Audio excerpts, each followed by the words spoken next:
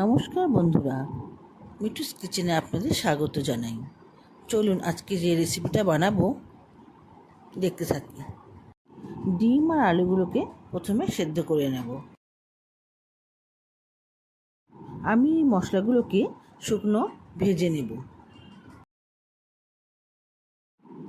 ভাজাগুলো করার সময় একটা সুন্দর গন্ধ এলে এটাকে তুলে রাখবো। তারপর এটাকে একটা পেস্ট বানিয়ে নেব।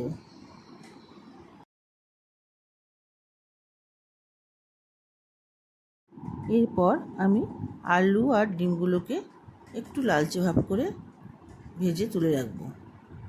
আবার কড়াইতে তেল দিয়ে দিলাম, দিয়ে জিরে ফোড়ন দিয়ে দিলাম।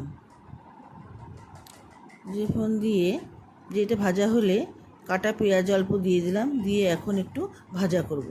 পেঁয়াজগুলো একটু লাল হয়ে এলে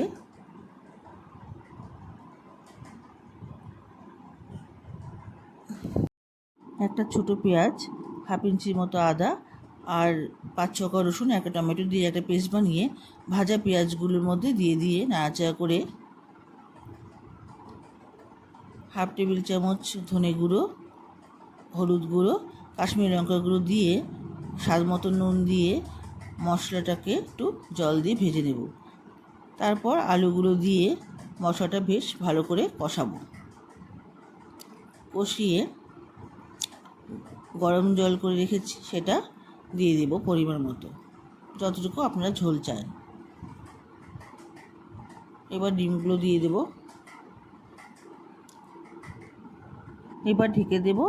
ঢেকে দিয়ে কিছুক্ষণ পর আবার ঢাকা তুলে স্বাদ মতো চিনি এবং ভাজা মশলাটা দিয়ে দেব। দিয়ে কিছুক্ষণ নাড়াচাড়া করে ফুটে উঠলে আবার ঢেকে দেব।